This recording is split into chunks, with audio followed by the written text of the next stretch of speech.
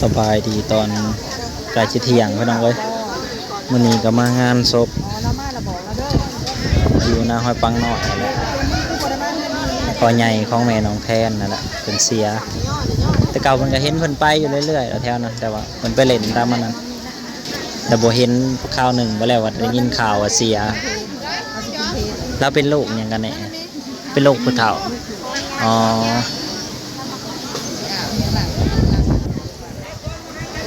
เรามาล่ะอย่าลืมบอกเขาเด้อเหาเขากลางเต้โต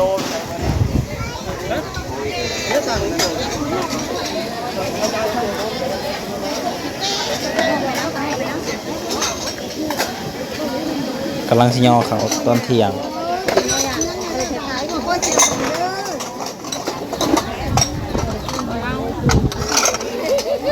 หมู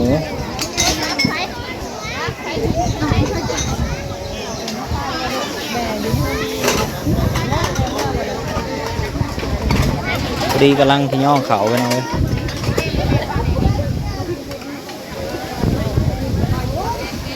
เดี๋ยวภาพประกาศแล้วก็มือไว้ก้อนนี่นะเขามาหาเองเขาลงนะเขาโทรหาจ้าด้วยจ้ะ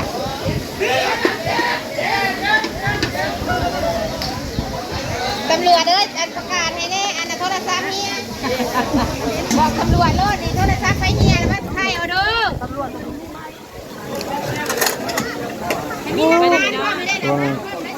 วงเสียงดวงลายเนาะดูกับนี่ลายหรือจะต้องไปแล้ว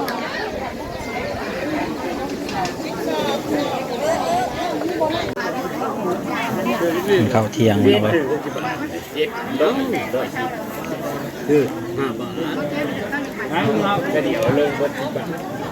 รถใหญ่ก็ลายเนาะทางเห็นจอดกันเป็นแถวอยู่รถลายอะไรมันก็มาบอกเป็นเด็กจำเมื่อเจ้าประมาณนั้น11 โมงคุณเลยมาตัวส้นพระไปลูกเมื่อนั่งยืนให้เลยก็มือ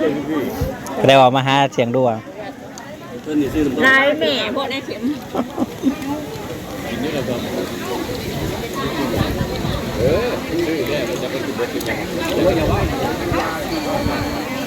เย็นอันนี้นะคืนจนเกิดผมน้องพื้นหนาวที่บอกแต่เย็นด้วยถ้ารถเมื่อนั้นหนาว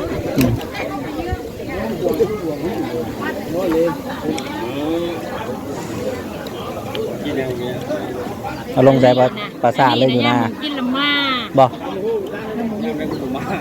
ภาษาใกล้ปลาซาเลยเฮ้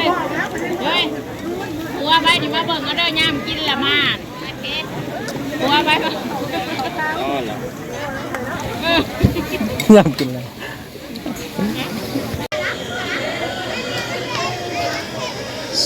สการเลยน้องเอ้ย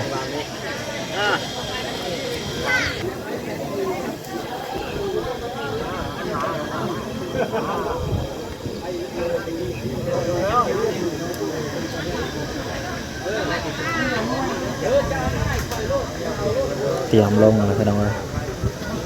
วันนี้ก็ล่มเป็นพิเศษเลยล่มบนบน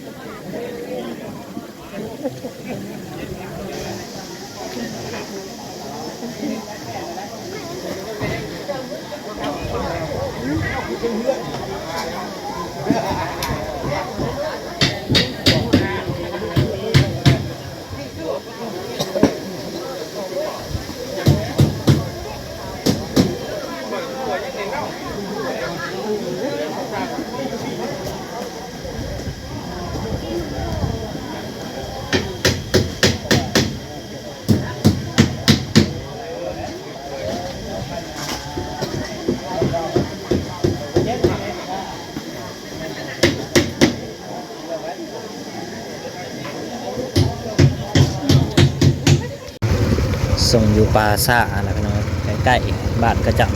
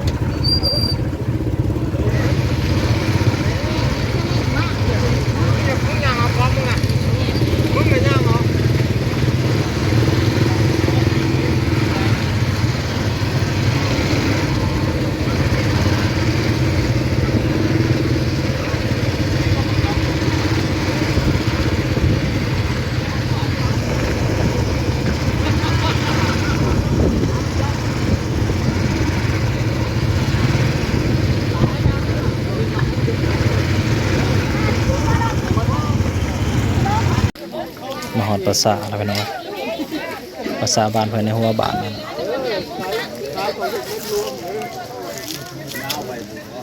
บ้านเพื่อนมีศาลาฝนตกมีหยังก็พอได้นั่งยามฝน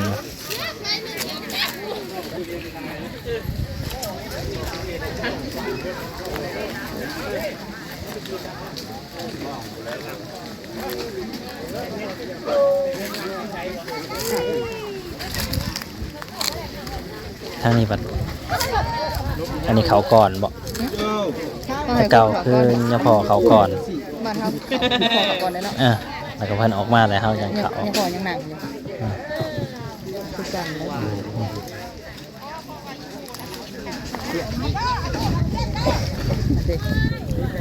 ถูกว่าเทียนแหละ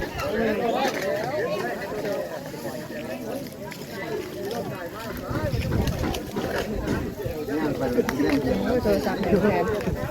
ว่าไปว่า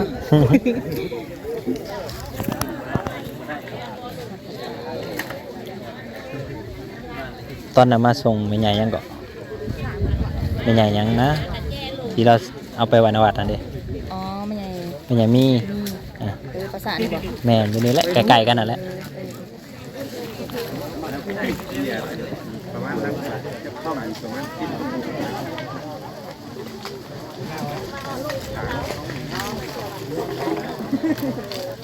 เขาแหละ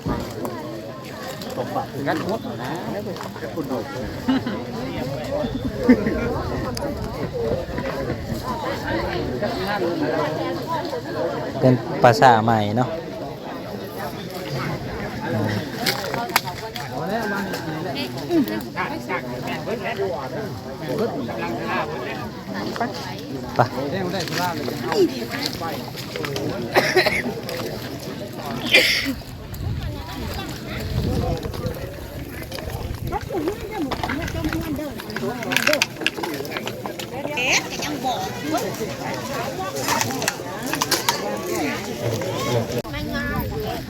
ในตลาดมันถูกง่ายคลองกันยาวเลขที่ผู้ใช้รถให้เลยบ่บ่รถเองเลยไม่มี ไปครับ เมื่อ คืออะไรนะบ่คืออะไรคืออะไร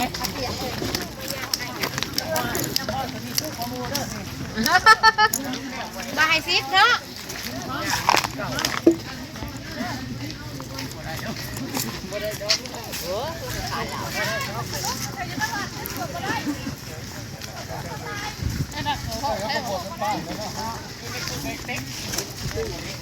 คือฝนสิตกเนาะ ไปอยู่เขาไว้จ้ะมันจะคือมันกันมือหากันเอาไว้